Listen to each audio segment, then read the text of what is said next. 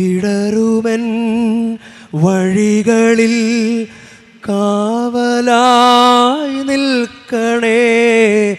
അഭയമേകി എന്നെ നീ അരുമയായി കാക്കണേ. സ്നേഹമായണയണമേ, ഉള്ളിൽ നീ നിറയണമേ.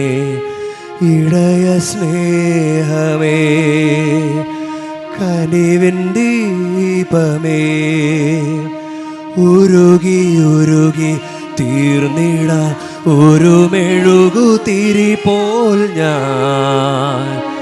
എൻ്റെ ഉള്ളിൽ നീ വരാനായി കാത്തിരിപ്പു ഞാൻ.